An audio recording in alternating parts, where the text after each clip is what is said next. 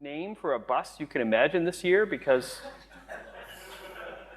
search for Gen Z on the internet. I can assure you, you won't find anything about hardware anytime soon. This is some work that was came out of some research at HPE that we did a long time ago called The Machine. We started coming up with a new interconnect between a new system interconnect for that project was designed to do some different things. So I'm going to talk about what it is.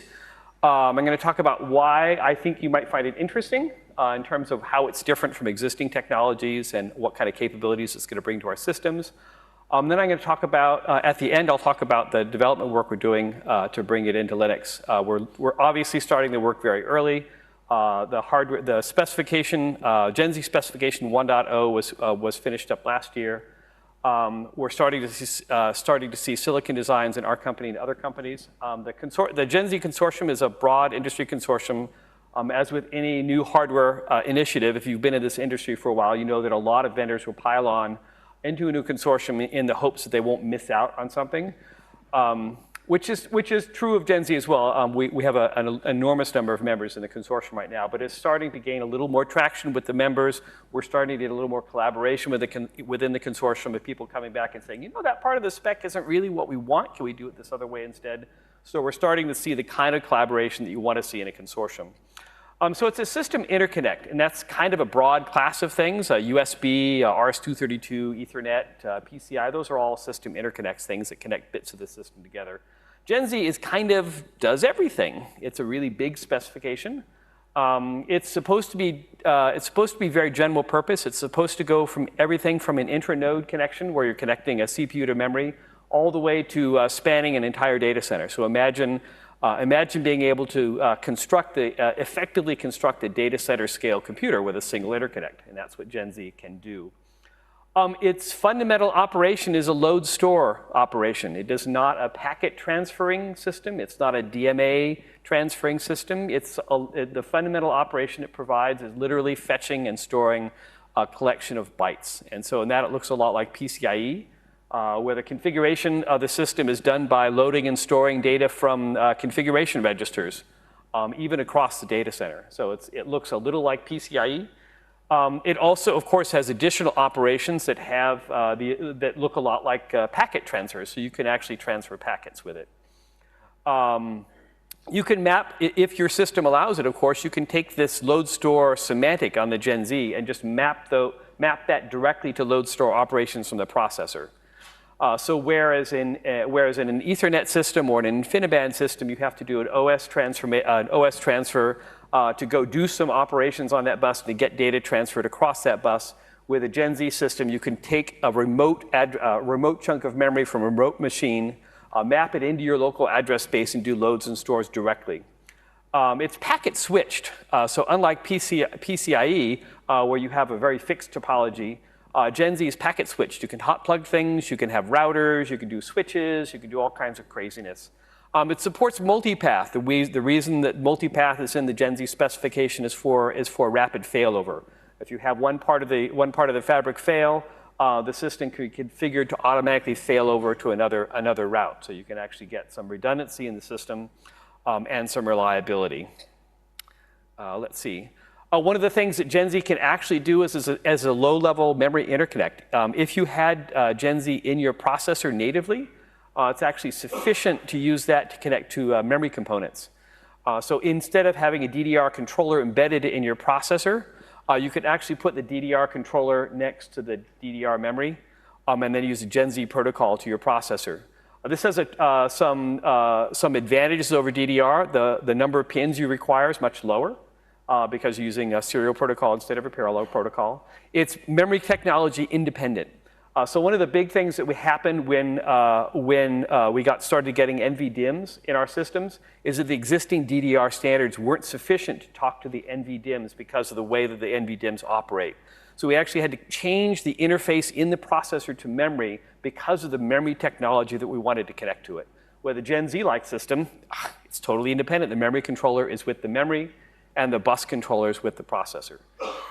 There's a bunch of other advantages. You can connect a lot more memory, both because you're using fewer pins on the processor, And because Gen Z is a scalable technology, you could put a switch in there if you had to and star out to a million other memory nodes. Obviously, you add latency when you do kinds of things like that.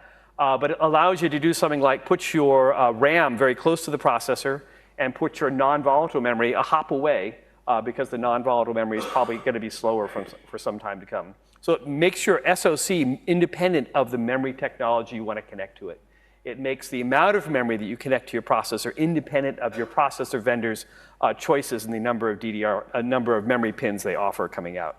So that's one of the things where Gen Z is kind of interesting from a system architecture perspective. There's a couple other reasons. It's both a bus and a network, right?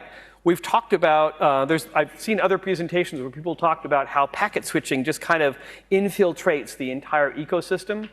We used to have serial connections to our monitors. Now we have DisplayPort. Oh, it's a packet switched display protocol. We used to have serial lines to our terminals. Now we have networking, which is packet switched.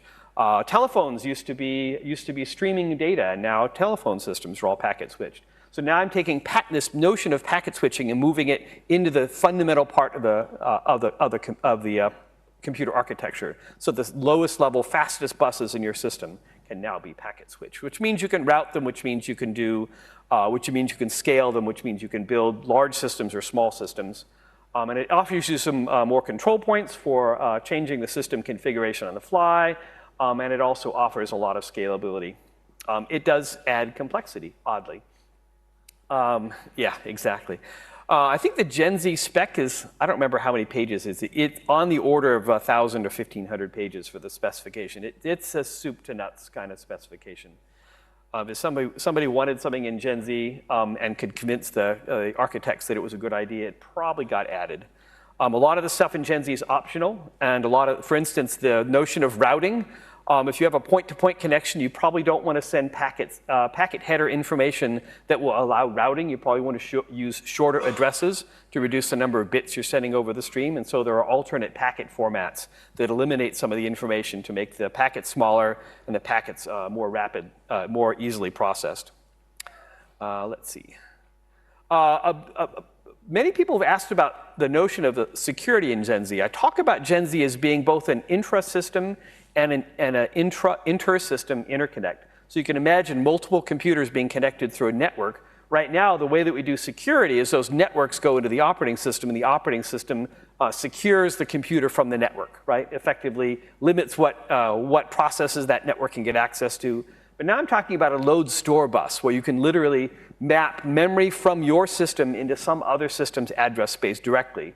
The operating system cannot see the transactions going on the bus at that point because it's mapped the memory to the point where there's no operating system involvement. So we need to have security at a lower level in the system. We can't just expect the operating system to be able to implement all the security necessary.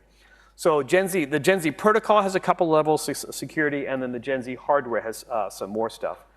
So the one thing that HPE does a lot of is we do partitionable systems. So we have composable systems where you can buy an enormous rack of equipment and you can reconfigure that rack into many different systems in a wide variety of configurations. And that means that you can have a single set of equipment and kind of change what kind of computers you own on the fly. And that's been valuable for a lot of our customers. So we've kind of introduced that same notion into Gen Z, where you can actually take Gen Z and you can just create these hard partitions using access keys. And you can say these three components and this pile of memory is part of this system, and this access key defines this other system. And you can partition the system into two pieces. And those pieces, there's hardware access control, which prevents packets from the wrong access key domain from being seen across in another access domain. So that provides a hardware level protection, which is good for partitioning. But if you actually want to be able to share a little bit of data, then you need a more sophisticated notion. And we have something called R keys. And the R keys actually actually tag the requester. And you can have a special Gen Z MMU called a ZMMU that has these R keys in it. And the access control is actually done in the hardware. So a request for memory comes in with a specific R key. If that R key matches the R key of the page, then you can get access to that. So even though the operating system isn't involved in the individual transactions, the operating system still has control over what memory it exposes to who in the fabric. So there is quite a bit of security there.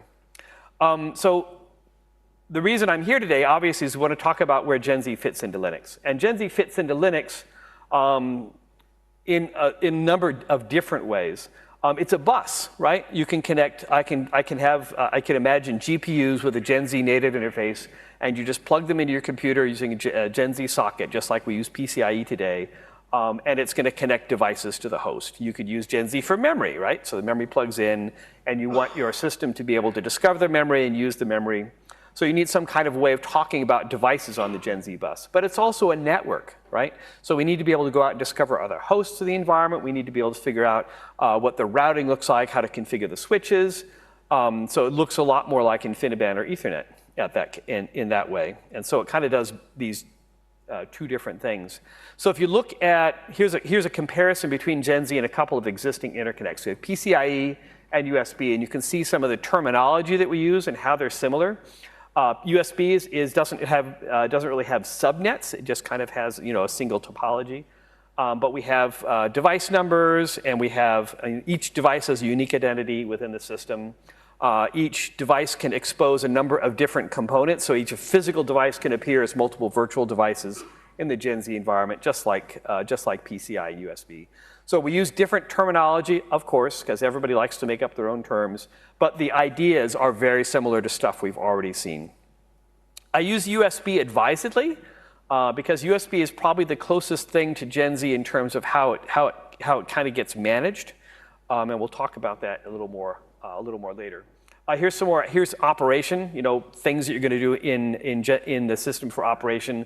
USB, PCI, and Gen Z, again, very similar very similar activities, but they work in a little different way. Gen Z is a little more flexible than PCIe, where the physical topology of the system controls the routing of the data, whereas in Gen Z, you actually have the ability to go configure the switches and change how the routing works on the fly. Let's see. So now I want to talk about what we're going to do, what we're trying to get started to do Gen Z support in Linux. So our goal, it's a pretty simple goal. We just want Gen Z devices to work in Linux, right? You got new hardware, you want to get it working in Linux. We want it to work as kind of real Gen Z. We don't want some firmware emulation of USB or Ethernet or something. Trying to make a Gen Z device look like PCIe or USB or Ethernet or something. We really want to have Gen Z devices look like Gen Z, because unless we actually expose the capabilities of Gen Z to the operating system, then applications and system implementers aren't going to be able to take advantage of it, and the value of Gen Z is kind of dissipates. So we're obviously developing everything in the open. It's all on GitHub right now, and we want to. If there are other companies working on Gen Z products, that allows us to collaborate openly with them. And of course, as we develop the code, in subsystems that we're going to be interacting with, we're going to be hoping to get some review and feedback about our terrible architectural decisions. Let's see. So the classic Linux driver stack, nothing too scary. We're going to make another purple box, right? We're going to make some more management stuff and another bus system. And then we're going to write some device drivers. And all those device drivers for the Gen Z devices are just going to plug into the existing Linux system. So from applications perspective, there's not going to be a huge amount of change. Probably the biggest change is going to be in management. If you think about PCIe and USB, they're very statically managed. When you plug in a USB device, the routing to that USB device is fixed by the topology of where you plugged it in. In Gen Z, the hardware topology is fixed, but the routing topology is defined by how you configure the switches. So we're really not able to statically figure out what the routing should look like. And when a new device comes into the system, we can't really statically decide which systems should be allowed to see that device.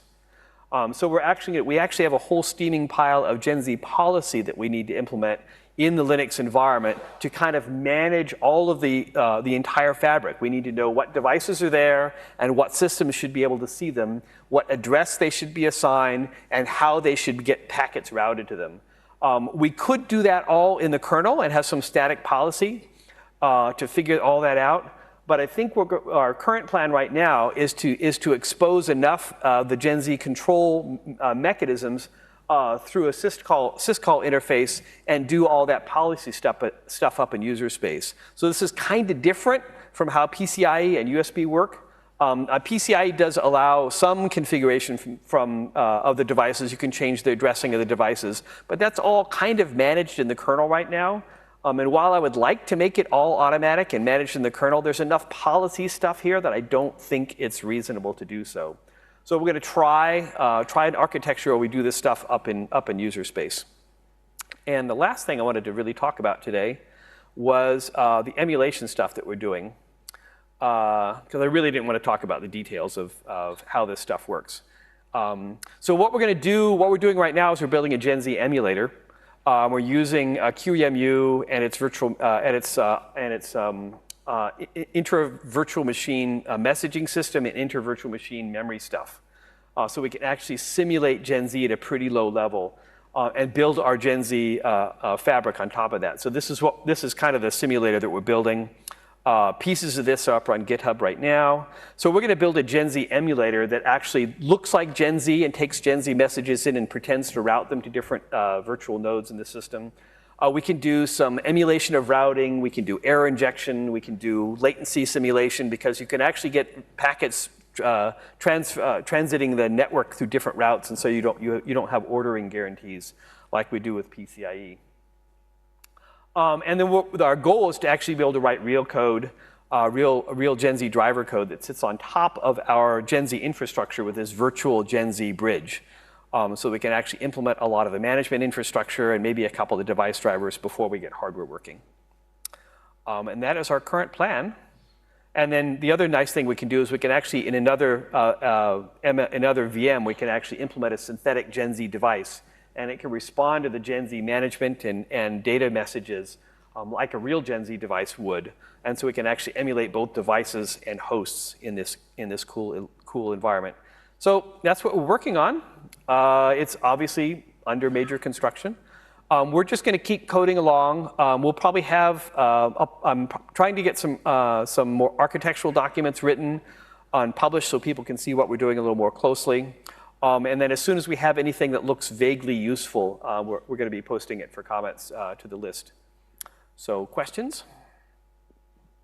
Yeah.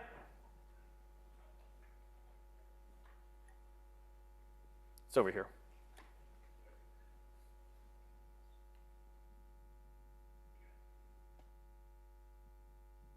Go, Russell. Okay, sorry. How does the memory latency compare to traditional memory systems? If it's point-to-point, it's about the same, but every switch that you add obviously adds additional latency. So if you want an enormously huge system and with a lot of switching infrastructure, it'll be obviously slower. But if you have slow point-to-point links, it's using the same PHYs as other systems, so latency is similar. So there's no particular reason that's going to increase latency. Will they be doing things like having, say, 2 Gen Z buses on a CPU to double the bandwidth and?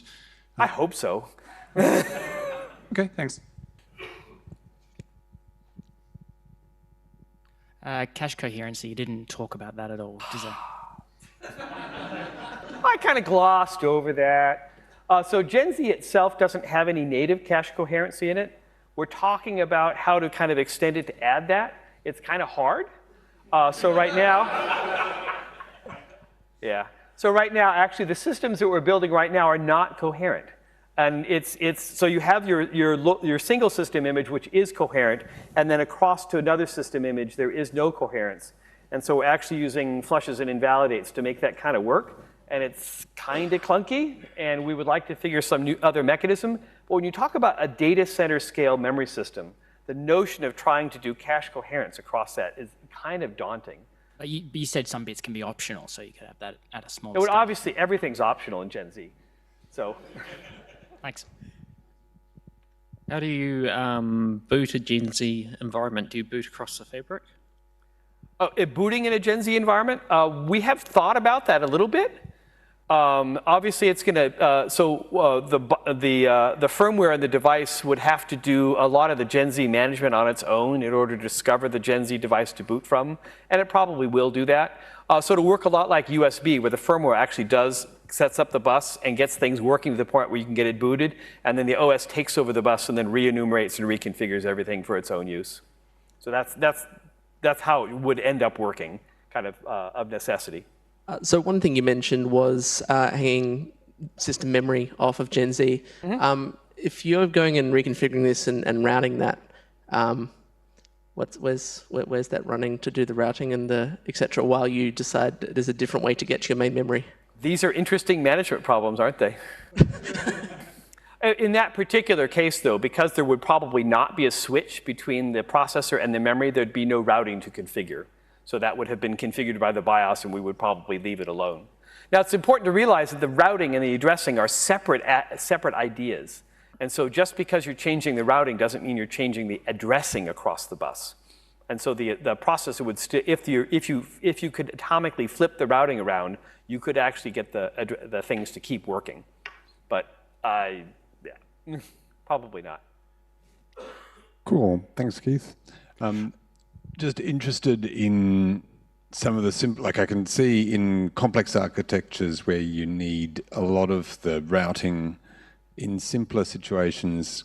Can you do, how much can you leave out, and can you do things like have a crossbar so that it just all the time routes for some in most situations and reduces the latency? Yes, you could. There are actually multiple different packet formats available, and one of the packet formats available is a non-routable format. So if you have a direct connected Gen Z bus, you could use a simpler packet format that wouldn't have any routing information, and the packets will be shorter and quicker to process. Yeah. Neat. You didn't mention InfiniBand. Could you talk about the difference between it and Gen Z? I did talk about InfiniBand a little bit. So InfiniBand is obviously a very similar technology. InfiniBand is very DMA based. Which means that you can't do load stores directly from the processor in current InfiniBand systems that I'm aware of. So it's a little different. And InfiniBand is also not designed to do direct memory connection and direct device access. So InfiniBand is kind of a subset of Gen Z in a lot of ways. So yeah, there's obviously some similarities there. Especially as we talk about the actual underlying hardware itself. We're going to be using very similar technologies. But I think Gen Z has an interesting set of additional capabilities that's going to be fun to explore. Where do you think this will position with storage? Will it become sort of an NVMe replacement or interoperate somehow? We're certainly doing a lot of work with storage in the Gen Z environment. It's one of our primary targets. It has some nice advantages in that you can have a storage system which is shared between multiple computers in the same multiple operating system instances in the same environment. So that allows you to do some nice sharing of resources. Obviously, because it gives you direct load store access, just like NVMe, you could do direct access. So it has a lot of the same capabilities, but it's a lot more scalable, obviously. And I think we are.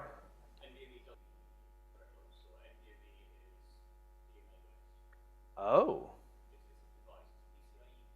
I thought you could do direct map of NVMe things. Not yet, huh? Oh. Well, it's better than NVMe then. You can do load store. Thank you very much for your time this afternoon. I think we have one more session before dinner time.